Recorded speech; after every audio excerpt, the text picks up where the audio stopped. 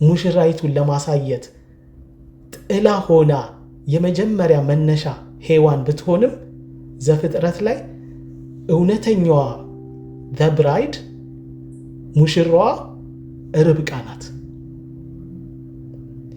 ርብቃን ልክ ስታዩ ርብቃ ለካ ኪ ናት። በሩ ይከፈታል። በሩን መክፈቻ ናት። የደህንነትን የእግዚአብሔርን የደህንነት እቅድ ብሉ ፕሪንቱን የምናይባት መክፈቻ ናት ለካ ርብቃ። ዘፍጥረት 24 ማለት ሙሉን መስታወት ነው ማለት ትችላላችሁ። የእግዚአብሔር የደህንነት እቅዱ መስታወት ምን እንደምታገኙ ታውቃላችሁ? እዛ ውስጥ አብን፣ ወልድን፣ ልጁን ክርስቶስን ማለት ነው፣ መንፈስ ቅዱስን እና ሙሽራይቱን እግዚአብሔር የደህንነቱን ብሉ ፕሪንት ያነበበበት ታሪክ ነው። አብርሃም ለይስሐቅ ምን አለው ነው የሚለው? ከከናን ሴቶች ሚስት እንዳትወስድ። ይህ ምን እንደሚያሳይ ታውቃላችሁ? የክርስቶስ ሙሽራ ከዓለም መለየት እንዳለባት ነው። ሎሌው ሴቲቱ ካልመጣችስ ብሎ ጠየቀ አይደል? ይህ ማለት ሰው የራሱ ምርጫ እንዳለው የሚያሳይ ነው። ርብቃ የራሷ ምርጫ አላት። ከዚያም ርብቃ ተጠየቀች አይደለ? ከዚህ ሰው ጋር ትሄጃለሽን? እርሷም አለች እሄዳለሁ። ፈጥና ነው የሚለው። ይህ የሚያሳየው አብ ነው ሙሽራይቱን የሚመርጠው። መንፈስ ቅዱስ ይጠራታል። ነገር ግን ሙሽራይቱ ራሷ መምረጥ አለባት። ራሷ እሺ ማለት አለባት። ከሙሽራይቱ ነው መልስ የሚጠበቀው። አብርሃም አገልጋዩን ለልጁ ሙሽራ ለማምጣት ላከ አይደል? አብ መንፈስ ቅዱስን ለክርስቶስ ሙሽራ ለማዘጋጀት ላከ። አብ ነው የላከው መንፈስ ቅዱስን። አብ የሚልከው መንፈስ ቅዱስ ነው ያለው ጌታ ኢየሱስ ራሱ። ለማን ሙሽራ ለማዘጋጀት? ለክርስቶስ። ማንን? ዘብራይድ ሙሽራይቱን። አገልጋዩ ደግሞ ራሱን አላከበረም። ባይዘዌ ስም የለውም። ይህ አገልጋይ በቤቱ የሸመገለ ሎሌ ነው የሚለው። ስም እንኳን የለውም። ልክ መንፈስ ቅዱስ የራሴን ክብር አልፈልግም እንዳለ ክርስቶስን እንደሚያከብር ሁልጊዜ የምታዩት አገልጋዩ ራሱን ሲያከብር ሳይሆን ይስሐቅን ነው የሚያከብር። ጌታዬ ለጌታዬ ሚስት የምትሆን ጌታዬ እንደላከኝ ጌታዬ እያለ የሚያወራው ይስሐቅን ነው። አይገርምም? የአብርሃምን ልጅ። መንፈስ ቅዱስ ክርስቶስን ነው የሚያከብረው። እርሱ የእውነት መንፈስ በመጣ ጊዜ ወደ እውነት ሁሉ ይመራቸው። የሚሰማውንም ሁሉ ይናገራል እንጂ ከራሱ አይናገርም። የሚመጣውንም ይነግራቸዋል። እርሱ ያከብረኛል፣ ለእኔ ካለኝ ወስዶ ይነግራቸዋልና። ለአብ ያለው ሁሉ የኔ ነው፣ ስለዚህ ለእኔ ካለኝ ወስዶ ይነግራቸዋል አለው። አገልጋዩ ሙሽራይቱን አግኝቶ ወደ ይስሐቅ አመጣት አይደል? እንዲሁም መንፈስ ቅዱስ ቤተክርስቲያንን ወደ ክርስቶስ ያመጣታል። ባዶ እጁን አልሄደም፣ ባዶ እጁን አልተመለሰም እንደፈራው። ለምን? ፕላኑ የአብርሃም ነው።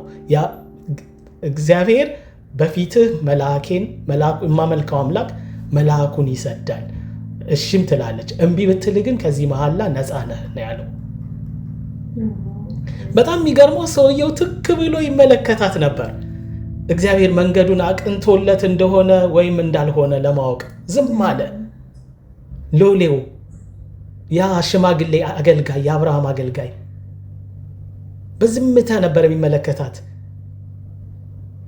በጣም የሚገርማችሁ መንፈስ ቅዱስ ኢንተራፕት አያደርግም። እንዲህ ነው የአብርሃም ሎሌ ሚረሩ በደንብ ነው። መንፈስ ቅዱስን ነው እያሳየ ያለው። መንፈስ ቅዱስ ጸጥ ብሎ ይመለከታል፣ ምርጫችንን ሳይጫን ማለት ነው። በጣም የሚገርመው ግን እዚህ ጋር ስሙኝ፣ የሚገርም ነገር ሆነ። ሙሽራዋ ደብራይድ ማለት ነው። ይቺ ቤተክርስቲያን እኛ የምናውቃት የታወቀችው በምኗ ነው? በልቧ ነው። ይስሐቅን ሳታቀው፣ እሺ ርብቃ ይስሐቅን አታውቀውም እኮ ከማወቋ በፊት ነው ያገለገለችው። ስለ ይስሐቅ ስለ ሽልማት ራሱ አታውቅም። ምንም ሳታውቅ ልቧ ግን ለአገልግሎት ተሰጥቷል። የአገልግሎት ልብ ነው ያላት። 10 ግመሎች ይዞ ነው የተነሳው። 10 ግመሎች 10 ኮማንድመንትስ ህግ ነው። ሎሌው ከጌታው ከግመሎች መካከል 10 ግመሎችን ወሰደ። ከጌታውም ዕቃ መልካሙን ይዞ ተነሳ። ተነስቶም ወደ ሜሶጶታሚያ ወደ ናኮር ከተማ ሄደ። ጌታ ኢየሱስ እኔ ሕግና ነቢያትን ለመሻር የመጣው አይምሰላችሁ፣ ልፈጽም እንጂ ለመሻር አልመጣሁም። እውነት እላችኋለሁ ሰማይና ምድር እስኪያልፍ ድረስ ከሕግ አንዲት የወጣ ወይም አንዲት ነጥብ ከቶ አታልፍም፣ ሁሉ እስኪፈጸም ድረስ። እንግዲህ ከነዚህ ከሁሉ ካነሱ ትእዛዛት አንዲቱን የሚሽር ለሰውም እንዲሁ የሚያስተምር ማንም ሰው በመንግሥተ ሰማያት ከሁሉ ታናሽ ይባላል። የሚያደርግ ግን የሚያስተምርም ማንም ቢሆን እርሱ በመንግሥተ ሰማያት ታላቅ ይባላል። ሕግ ወደ ክርስቶስ የሚያመጣ ሞግዚታችን ሆኗል። እንደውም ሞግዚት ነው ወደ ምን የሚያመጣ? ወደ ክርስቶስ የሚያመጣ ምን? ሕግ። እምነት ግን መጥቷልና ከእንግዲህ ወዲህ ከሞግዚት በታች አይደለንም። አሁን ሞግዚቱን የተውነው ለምንድን ነው? ኢየሱስ መጥቷል። ኢየሱስ እምነት መጥቷል። 10 ግመሎች 10ቱ ትእዛዛትን ያሳስባሉ። እሺ፣ ሕጉም ወደ ክርስቶስ የሚመራ መምህር ነው፣ ሞግዚት ነው። በጣም የሚገርማችሁ አገልግሎቷ እኮ ርብቃ በትጋት እንዳገለገለች የምታውቁት ግመሎቹ እስኪጠጡ ድረስ አለች። እንደው ለሰውየው ብቻ ሰውየው እኮ ለእኔ አጠጪ ነው ያላት፣ እሷ ግን ግመሎችን ማጠጣለሁ። በጣም ብዙ ጊዜ ነው ውሃ ይቀዳችሁ። ለመሰላችሁ ግመሎች በቀላሉ የሚገላገሉ አይደሉም። ውሃ መሸከም የሚችል አቅም አላቸው እና ለዚህ ነው ግመል 6-7 ቀን ያለ ውሃ ምድረ በዳን ማቋረጥ ይችላል። እና አንድ ግመል ከ15 እስከ 20 ሊትር መጠጣት ይችላል። እና 10 ግመሎች ናቸው። ኢማጅን 10 ግመል ማጠጣት ማለት እሷ ቢያንስ ከ50 እስከ 70 ጊዜ ያህል መቅዳት ነበረባት እየተሯሯጠች ከምንጩ ወደ ግመሎቹ መጠጫ ቦይ፣ ከምንጩ ወደ ግመሎቹ መጠጫ ቦይ። ምናልባት 5 ረዳቶች እንኳን ቢኖሯት እያንዳንዳቸው 10 ጊዜ ይመላለሳሉ። ቀላል አገልግሎት አይደለም። ማንም አስገዷት አይደለም። አታውቀውም ሰውየውን። እንደገና ይስሐቅን አታውቀውም። ምን የምስራች እንዳለ አታውቅም፣ ምን እንደሚጠብቃት። ልቧ ግን ምን ሆኗል? ለአገልግሎት የተሰጠ ነው። ተዘጋጅታለች። ሙሽራዋ እሱን ነው የምትመስለው። አናውቅም እኮ እኛ ክርስቶስን አላየነውም አይደል? ኢቭን የሚጠብቀንን ሽልማት አናውቀውም። ልባችን ግን ለአገልግሎት የተዘጋጀ ነው። የሙሽራዋ ልብ እንዲህ ነው። እንደዚህ አይነት ልብ ነው መያዝ ያለብን። ግን በጣም የሚገርማችሁ ያገለገለቻቸው ያጠጣቻቸው ግመሎች ተሸክመዋት ምድረ በዳውን አቋረጧት። እነሱ ላይ ነው ያስቀመጣት አገልጋዩ ርብቃን፣ ግመሎቹ ላይ በፊት ያጠጣቻቸው ላይ ያገለገለቻቸው ላይ። ከሕግ በታች ሆነ አገለገለች፣ ከሕግ በላይ ሆነ ቁጭ አለች። ከጸጋ በታች ሆነች፣ ሕጉ ላይ ተቀመጠች። ሕጉ ላይ ተቀመጠች እያልኳችሁ ነው። አይገርማችሁም? ርብቃ መጀመሪያ ግመሎቹን አገለገለች። ከዚያ ግመሎቹ ደግሞ ተሸከሟት። 10 ግመሎች ናቸው። 10ቱ ትእዛዛትን ናቸው አልኳችሁ። ሕጉም ወደ ክርስቶስ የሚመራ ሞግዚት ነው። ያገለገለቻቸው ተሸከመች። በሕጉ ደስ አላት። መጀመሪያ ሕጉን ለመጠበቅ ልቧን አዘጋጀች። ደስተኛ ሆነች። በሕግ ደስ ይለኛል አለችው። ሕግ ወደ ሞግዚት አመጣት። ወደ ሞግዚት ሆኖ ወደ ክርስቶስ አመጣት። ከሕግ በላይ ተቀመጠች። በግመሎቹ ላይ ተቀመጠች። የጸጋ ስጦታ አይገርምም? አገልጋዩ የአብርሃም አገልጋይ በመንፈስ ቅዱስ የመሰል ነው ማለት ነው። ምን ይዟል? አብሮ ወርቅ ይዟል። የወርቅ ቀለበት ይዟል። ለእጇ ስቅል አምባር፣ ጥንድ የወርቅ አምባር ይዟል። ሸለማትም። የመንፈስ ቅዱስ የጸጋ ስጦታ ነው ይሄ። መንፈስ ቅዱስ ልክ ስንዘጋጅ ልባችንን ስንሰጠው የክርስቶስ ስንሆን የሚሸልመን የሚሰጠን ማለት ነው። የእሱ እንደሆነን የሚያረጋግጥ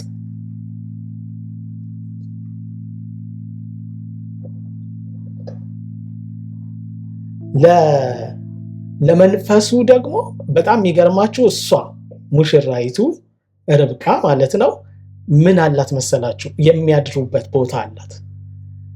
ምን አለችው?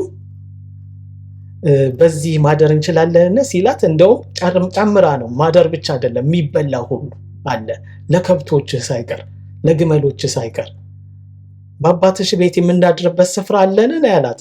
ርብቃም አለች ስፍራ አለን፣ እንደውም ጨምራ የሚበላም።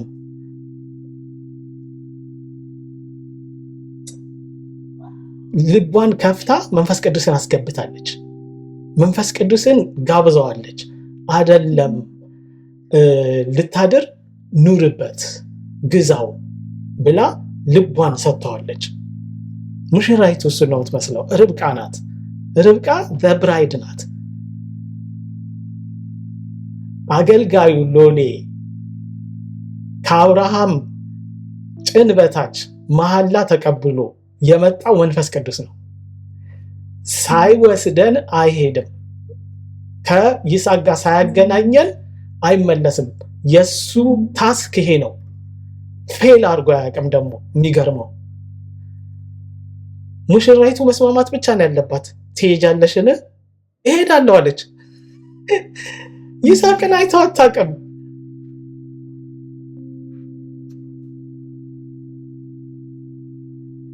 በጎቼ ድምፄን ይሰማሉ፣ እኔም አውቃቸዋለሁ፣ እነርሱም ይከተሉኛል። ምንድነው ምድረ በዳው? ይህች ዓለም ናት። ግን ምድረ በዳው ላይ ጸንተን በምድረ በዳ ውስጥ እንድናልፍ አብሮን ማን አለ መሰላችሁ? አገልጋዩ ሎሌ አለ። መንፈስ ቅዱስ ያስቀመጠ ምን ላይ እንደሆነ ታውቃላችሁ? 10 ሕግ ላይ ነው ያስቀመጠን። ከሕግ በላይ ነው ያደረገን። ምክንያቱም በፊት አገልግለነዋልና፣ በፊት እነዚህን ሕግጋቶች ወደናቸዋልና። ወደንሃል ስላልነው ኢየሱስ በጸጋው ከፍ አድርጎ አስቀመጠን። ምድረ በዳው የዚህ ዓለም ጉዞ ነው። ይህ ዓለም ነው፣ እናልፈዋለን። ለምን? በደንብ የጠጡ ግመሎች ናቸው፣ አይደክሙም። አብሯቸው ደግሞ መንገዱን የሚያውቅ ሲመጣ አይቶታል መንገዱን በደንብ። መንፈስ ቅዱስ ከዛ ነው የመጣው። አይጠፋውም፣ ያውቀዋል፣ ማፑን ያውቀዋል። ናቪጌት ማድረግ አይቸገርም፣ ይዞን ይሄዳል። የሰማይ ማፕ አለው እና መንገዱን እሱ ብቻ የሚያውቀው፣ እኛ አናውቀውም፣ ሄደንበት አናውቅም ከዚህ በፊት። መንፈስ ቅዱስ ግን ከዛ ነው የመጣው።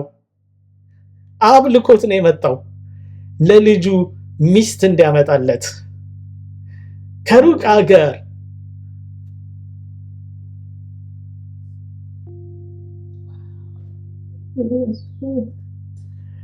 ምድረ በዳው ጉዞ ላይ ነን።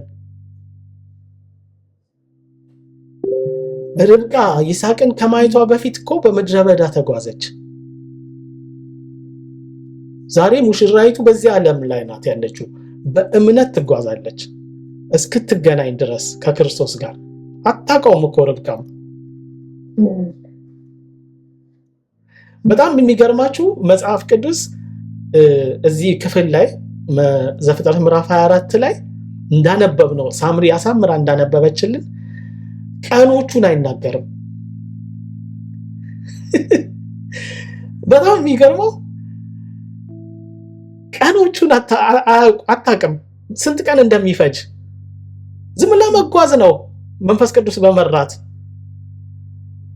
መንፈስ ቅዱስ ግን ያውቃል፣ ቀኑን ያውቀዋል። ሲመጣ መጥቶበታል። በጣም የሚገርመው ከከነአን ከሜሶፖቶሚያ ነው የተነሱት። ከነአን ድረስ ወደ 700-900 ማይል ነው እና ቢያንስ የተወሰኑ ሳምንታት ተጉዘዋል። ወደ 3 ሳምንት ምናምን አካባቢ ተጉዘዋል። ግን ባይብል መጽሐፍ ቅዱስ ፎከስ ያደረገው ምን ላይ ነው? ቀኖቹ ላይ አይደለም።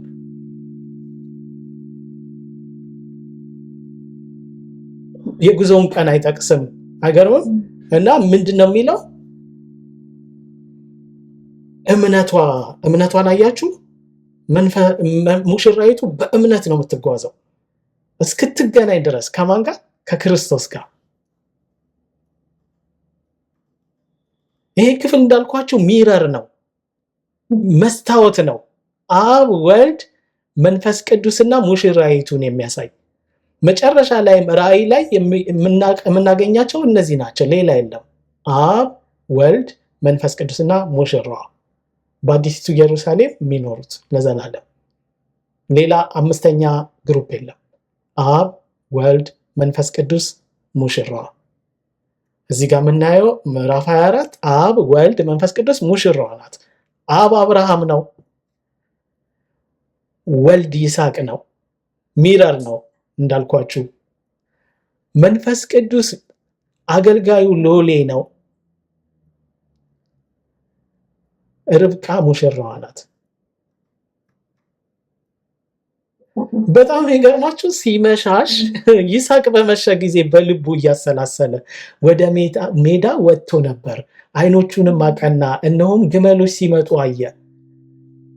አንድ ቀንም እንደዚህ ይሆናል ዘካርያስ ላይ፣ እርሱም በእግዚአብሔር ዘንድ የታወቀ ይሆናል። ያ ቀን ቀንም አይሆንም ሌሊትም አይሆንም፣ ሲመሽም ብርሃን ይሆናል። ዘካርያስ ተንብዮአል። አንድ ቀን ኢየሱስ ሲመጣ ቀን ሌሊት የለም፣ ሌሊቱ ቀን ይሆናል፣ ሲመሽም አይመሽም፣ ብርሃን ይሆናል። ይስሐቅ በመሸ ጊዜ ነው የወጣው። ከቤቱ ወጣ ይላል። እቤቱ ቁጭ ብሎ አይደለም የተቀበላት። አይገርማችሁም? ከቤቱ ውጪ ወጥቶ ነው ወክ እያደረገ እርሻ ውስጥ ነው እንደው የሚለው። እርሻ ውስጥ ነው፣ ወደ እርሻ ነው ወጣ የሚለው። ሊያርስ አይደለም፣ ሊያሰላሰል ቃሉን ከራሱ ጋር ሊጫወት ወጣ ሲል ግመሎች ሲመጡ አየ።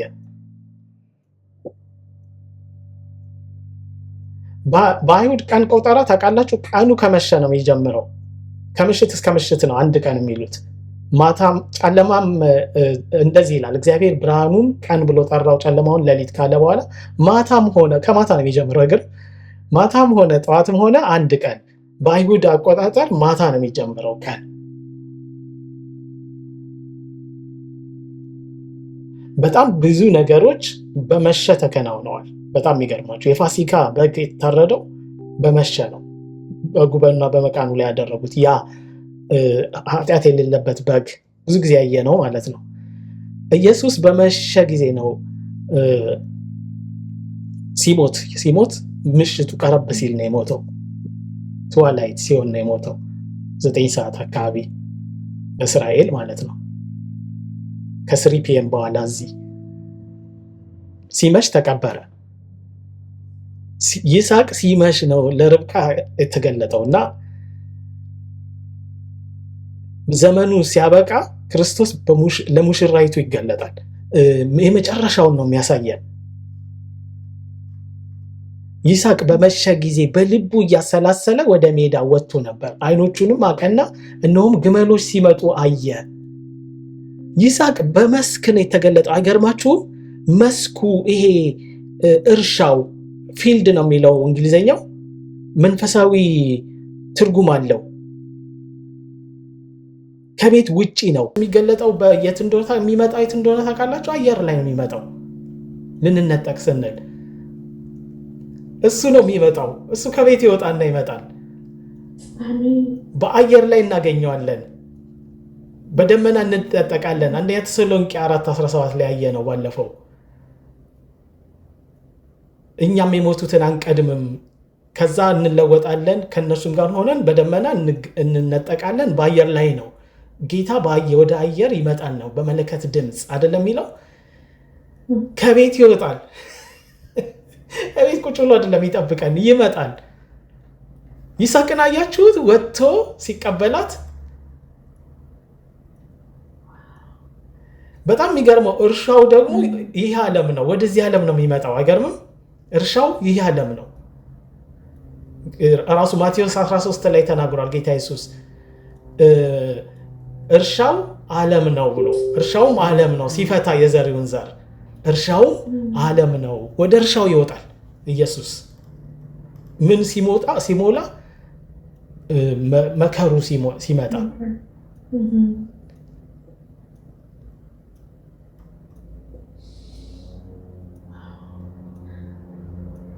መከሩ የዘመኑ ፍጻሜ ነው እና ዘመኑ ሲያበቃ ክርስቶስ ሕዝቡን እንደ መከር ይሰበስባል፣ ይመጣል። በጣም ደስ የሚለው ምን እንደው ታውቃላችሁ? እኛ ብቻ መስሎናል በናፍቆት የምንጠብቀው እሱን በናፍቆት እየጠበቀ ነው። ለካ ሰማይ ሆኖ ኢማጅን የሰማይ ግርማ፣ የሰማይ ደስታ፣ የአባቱ ቤት ሙቀት አላገደውም። ልቡ ያለው ሙሽራይቱ ላይ ነው፣ እኛ ጋር ነው ያለው። ኢየሱስን ነው የምላችሁ። አይገርምም? ኢየሱስ እየማለደ ነው ለእኛ እኮ ይላል። አሁን እየማለደ ነው። ዕብራውያን 7:25 ላይ ቦታ አዘጋጅቼላችኋለሁ ብሎ ነው የከሄደው። እያዘጋጀ ነው። አይገርምም? አልተወንም፣ አልረሳንም። እኛ ጋር ነው ዲዛይሩ ያለው እያልኳችሁ ነው። አይገርምም? እየጠበቀ ነው። ወጥቶ ቼክ እያደረገ ነው። ግመሎቹ መጡ አልመጡ፣ እኛ ብቻ ብንሆን እየጠበቅን ያለ ነው። ኦኬ። አይገርምም? እሱም ለካ ናፍቆት ላይ ነው። አባቱ ደግሞ ያውቃል ይህንን መጠባበቅ፣ ይህንን መነፋፈቅ ያውቃል። መንፈሱ እዚህ አለ። መንፈሱም ና ይላል፣ ይመጣል። የሱም ጭምር ነው ናፍቆቱ። ሁለቱም ይናፍቃሉ። ሙሽራይቱም ክርስቶስም ሙሽራይቱን። ሁለቱም ናቸው አይናቸውን ቀና ያደረጉት። ሙሽራይቱም ይስሐቅም ቀና ሲል፣ ርብቃም ቀና ስትል አይን ላይ ነው የተያዩት። ይሄ ማን ነው? አታውቀውማ። መንፈስ ቅዱስን ትጠይቀዋለች። ይሄ ማን ነው? ይሄማ እኮ ጌታዬ ነው፣ ለሱ ሚስት እንድትሆኚ የላከልሽ። ርብቃም አይኖቿን አቀናች፣ ይስሐቅንም አየች፣ ከግመሏም ወረደች። ሎሌውም ሊገናኛት በሜዳ የሚመጣ ይህ ሰው ማን እንደሆነ አለችው። ሎሌውም እርሱ ጌታዬ ነው አላት። ጌታዬ ነው። ሃሌሉያ! ጌታዬ ነው። እርሷም መሸፈኛ ወስዳ ተከናነበች። ሎሌውም ያደረገውን ነገር ሁሉ ለይስሐቅ ነገረው። ይስሐቅ አይኑን አነሳ፣ ግመሎቹን አየ። ርብቃም አይኗን አነሳች፣ ይስሐቅን አየች። እንዲህ እንደሚፈጸም ታውቃላችሁ። አንድ ቀን እንዲህ ይሆናል። እኛም እናየዋለን፣ እሱም ያየናል። ሙሽራዋና ሙሽራይቱ እርስ በርሳቸው ይፈላለጋሉ። አንድ ቀን አይን ለአይን እንገጣጠማለን። ርብቃም አይኖቿን አነሳች። በእምነት ምን ሆነ? አሁን ማየት ሆነ። እምነት ወደ ማየት ተለወጠ። ይስሐቅንም አየችው፣ ከግመል ወረደች። ከነዚህ ትእዛዛት ወረደች። እንግዲህ ሁልጊዜ ታምነን በእምነት እንጂ በማየት አንመላለስምና ስታምነን ነው የኖረችው። አንድ ቀን አገኘዋለሁ ተነግሯታል። መንፈስ ቅዱስ ነግሯታል። ይስሐቅ አለ ብሏታል። ለይስሐቅ ልጅ ሚስት እንድትሆኚ ነው ይዤሽ የምሄደው። ተስማምታለች። ጉዞም የጀመረችው የምድረ በዳውን ጉዞ በዛ ምክንያት ነው። ዓላማዋ አንድ ብቻ ነው። እሱን አግኝታው፣ ይስሐቅን አግኝታው አይታው፣ እሱም ደግሞ መጎናጸፊያዋን የተጋረደች ከፍቶ አይቷት። ግን ጉዞ ሲደረግ በግመሎቹ ላይ የሄደች ሳለ በምድረ በዳ አንድ እምነት ብቻ ነበራት፣ እሱን ማየት ማለት ነው። ዛሬ እንጓዛለን በእምነት። ክርስቶስ ሲገለጥ እምነት ወደ እይታ ይለወጣል ነው የምላችሁ። እምነት ወደ እይታ ይለወጣል። ቬሉ ይሄ የጋረደው ይነሳል። ሎሌውም ሊገናኝ በሜዳ የሚመጣ ይህ ሰው ማን ነው አለችው። ሎሌውም እርሱ ጌታዬ ነው አላት። እርሷን መሸፈኛውን ወስዳ ተከናነበች። ዛሬ በመስታወት እንደምናይ እንደ ድንግስግስታ ነው የሚለው ሐዋርያው ጳውሎስ። ያን ጊዜ ግን ፊት ለፊት እናየዋለን። ዛሬስ ከእውቀት ከፍዬ አውቃለሁ፣ በዚያን ጊዜ ግን እኔ ደግሞ እንደታወቁ አውቃለሁ። ርብቃ መጋረጃዋን አደረገች። አሁን በድንግዝግዝታ ነው የምናየው፣ በቬል ነው የምናየው። ከዚያ ግን ፊት ለፊት እናየዋለን። መጀመሪያ የተገናኙት አየር ላይ ነው። ርብቃም አይኖቿን አቀናች፣ ይስሐቅን አየች፣ ከግመል ወረደች፣ አየችው። እኛ ሕያዋን ሆነን የምንቀን ጌታን በአየር ለመቀበል ከእነርሱ ጋር በደመና እንዲሁ ሁል ጊዜ ከጌታ አየር ላይ እናገኘዋለን ኢየሱስን። ከዛ ነው የሚገርም ነገር የሆነው። ተገናኙ በኋላ ልክ ሲገናኙ ገለጣት፣ አየችው፣ አያት። ይሄ ቬል ይነሳል። ይሄ ቬል አሁን የጋረደን እንዳናየው ያደረገው ታይሙ አሁን አይደለም፣ ስናየው ነው የሚገለጠው። ሐዋርያው ጳውሎስም ብሏል ደጋግሞ። ግን ደስ የሚለው ከዛ በኋላ ነው። ይዟት የት ገባ ይላል? ወደ እናቱ ድንኳን። ኢየሱስ በጣም የሚገርም ነው። ይሄ በጣም የሚገርመው ወደ እናቱ ድንኳን። ሳራ ሞታለች። ሳራ የሞተችው አብርሃም ልጅህን ሰዋልኝ ብሎት እግዚአብሔር የመስዋዕቱን በግ ካዘጋጀለት በኋላ በሚቀጥለው ምዕራፍ ሳራ ሞተች ይላል። ሳራ ሞተች። ሳራ ዕድሜዋ 127 ዓመት ሆነ፣ ሞተች ይላል። የሳራ ማለት ገላትያ ላይ የሚገርም ሚስጥር አለ ስለ ሳራና አጋር። ስሙኝ በደንብ እሺ። አንዱ ከባሪያይቱ አንዱም ከጨዋይቱ የሆኑ ሁለት ልጆች ለአብርሃም እንደነበሩት ተጽፏልና አብርሃምን ቀላል ሰው አድርጋችሁ አትወስዱትም። ካሁን በኋላ አብን ነው የተጫወተው። አብን ነው እንደ ጥላ እያሳየ የኖረው። ልጁን ከጠዋት ገና ከሕፃንነቱ ነው አንድያ ልጅ የምትወደው ልጅ ሰዋልኝ ያለው። ይስሐቅ ገና ከልጅነቱ ነው ኢየሱስን እንደ ጥላ ሲያሳየ ኖረው፣ እንደ ሚረር ገና ልጅ እያለ ምንም ሳያውቅ የሚሰዋበትን እንጨት ተሸክሞ የመስዋዕቱ በግ እግዚአብሔር ያዘጋጃል አለለት እንጂ ለኢየሱስ ግን አልተዘጋጀለትም እንጂ ራሱን እኮ ነው ሚረር ያደረገው ራሱን ገና ከልጅነቱ። ሲያድግም እንደዚሁ አድጎ ሚስት ሲወስድ ርብቃ ስትመጣ ከሩቅ አገር ሎሌው ይዟት በአባቱ ተልኮ ማለት ነው ሲገናኙ፣ ይሄ ሁሉ እስካሁን የነገርኳችሁ ነገር ይስሐቅ እኮ ነው። አገርም በይስሐቅ ነው የሆነው። አንዱ ከባሪያይቱ አንዱም ከጨዋይቱ የሆነ ሁለት ልጆች ለአብርሃም እንደነበሩ ተጽፏልና፣ ነገር ግን የባሪያይቱ ልጅ እንደ ሥጋ ተወልዷል፣ የጨዋይቱ ልጅ ግን እንደ ተስፋ ቃል ተወልዷል። ይህም ነገር ምሳሌ ነው። እነዚህ ሴቶች እንደ ሁለቱ ኪዳኖች ናቸውና። ኢየሱስ እኔም አልተሳሳትኩም። እስካሁን የምነግራችሁ ነገር ይኸው እዚህ ጋር ገላትያ ላይ ሐዋርያው ጳውሎስ ይጋራኛል። ሁለቱ ሴቶች ሁለት ኪዳኖች ናቸው እያለን ነው። ከደብረ ሲና የሆነችው አንዲቱ ለባርነት ልጆችን ትወልዳለች፣ እርሷም አጋር ናት። ይህችም አጋር በአረብ ምድር ያለችው ደብረ ሲና ናት። ሲና ምድረ በዳ ትዝ አላችሁ? ሕግ ናት እያለን ነው። ሕግ ናት። ሲናን ነው የምትወክለው። አሁንም ያለችውን ኢየሩሳሌምን ትመስላለች፣ ከልጆቿ ጋር በባርነት ናትና። ላይኛይቱ ኢየሩሳሌም ግን በነፃነት የምትኖረዋ ናት፣ እርሷም እናታችን ናት።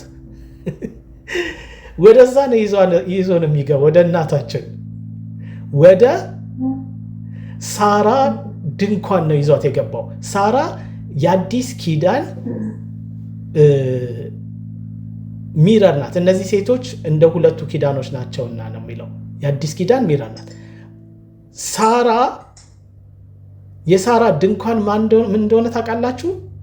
አሁን አዲስ ኪዳን ነው። አዲሲቱ ኢየሩሳሌም ናት። እዛ ድንኳን ውስጥ ነው ይዞን የሚገባው።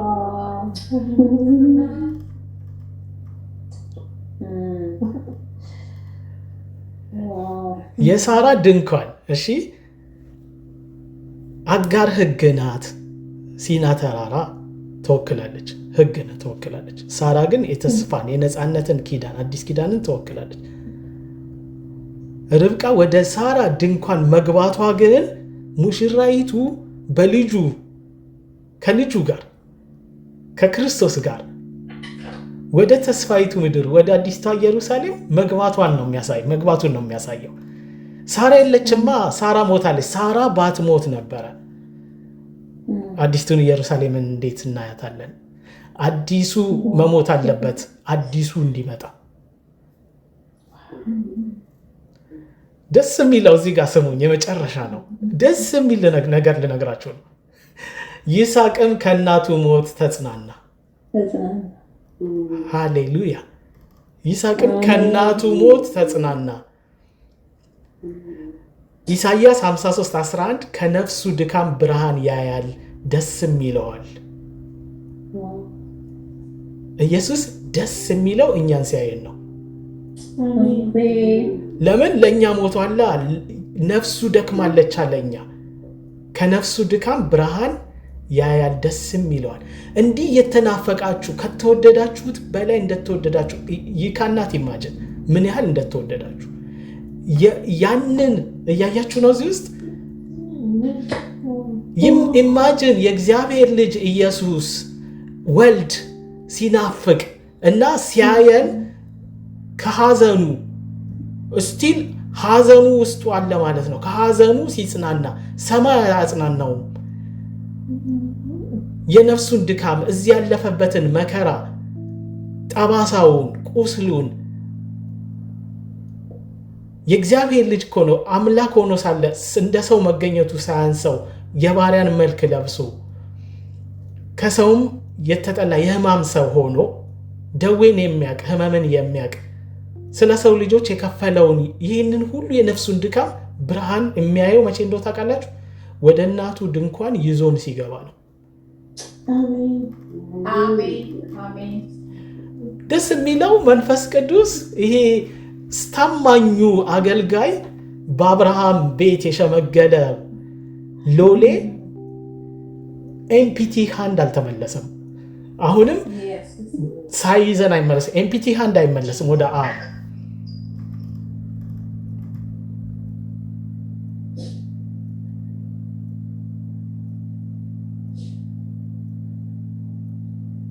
መንፈስ ቅዱስ ሙሽራይቱን ወደ ልጁ ያመጣታል፣ ወደ ክርስቶስ ያደርሳታል። ያን ጊዜ ነው ስራውን የሚጨርሰው መንፈስ ቅዱስ። በቃ ጉዞ አለቀ ይላል። ዘ ጆርኒ ኢንድስ ይላል። በቃ ርብቃ ደርሳለች፣ ተገናኝተዋል ከይስሐቅ ጋር። ካሁን በኋላ ጆርኒው አልቋል እያለ ነው። ጉዞው አልቋል። ታስኬን ጨርሻለሁ፣ ስራዬን ጨርሻለሁ የሚለው የዛን ጊዜ ነው።